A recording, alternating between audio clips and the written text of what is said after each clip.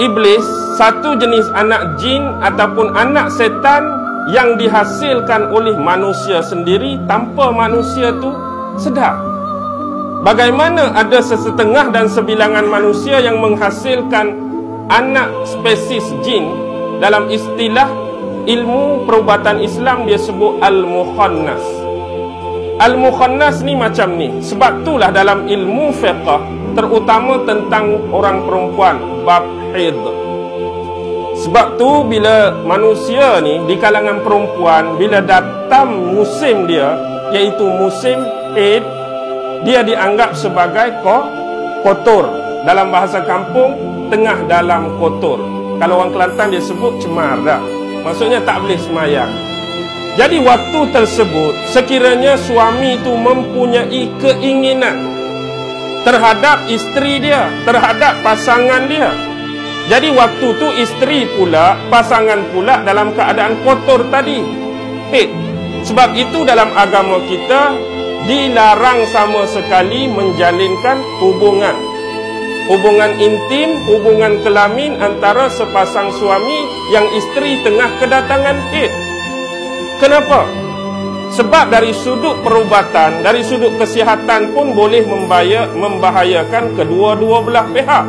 Dari satu sudut lagi, Islam melarang. Contoh, kalau seorang suami itu berkeinginan sangat dan mereka terlepas benda ni, jadi terjadi juga hubungan, terjalin juga hubungan tadi dalam keadaan isteri haid, maka sebenarnya waktu tu ada satu spesies jin yang lebih mendahului si suami.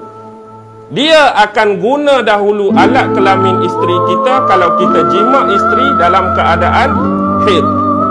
Bila demikian, nutfah yang kita jatuhkan, nutfah yang kita tumpahkan, dia akan jadi rosak, dia akan jadi punah. Tapi yang terhasil anak depa, anak jin tu. Tapi kita tak mengandunglah dari sudut yang zahir ni.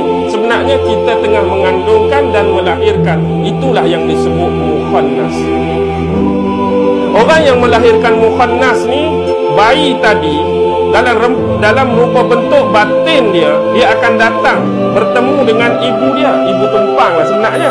Kadang-kadang perempuan ni bila mari kotor, bila jiwa dia stres, bila jiwa dia tak tenteram, ada masalah, ada problem, kadang-kadang dia terbayang duduk dalam rumah dia tu ada budak kecil. Ada budak kecil. Mungkin pertama boleh jadi gangguan yang memang bukan mukhannas, tetapi kebiasaannya yang bersifat mukhannas, gangguan akan datang dalam bentuk dan cara tersebut. Sebenarnya dalam masa yang sama kita tak sedar, kita sudah melahirkan anak yang bersifat mukhannas. Jadi berhati-hati dan jaga pencegahan ataupun larangan dalam Islam.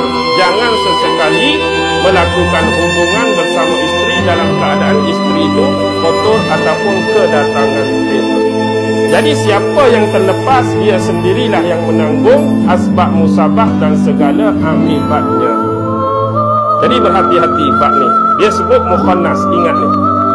Jadi kalau jadi macam tu, nak buat macam mana? Nak buat macam mana? Adanya gangguan-gangguan tersebut. Ada sesetengahnya tangkap mereka dan buang jauh-jauh. Dan ada setengah yang jauh lebih berani, mereka pancung terus. Maksud pancung tu bunuh terus. Sebab dia bukan hasil daripada hubungan yang halal, bukan hubungan yang sebenar. Cuma dia tumpang alat kelamin isteri seseorang untuk melahirkan mukhannas tadi.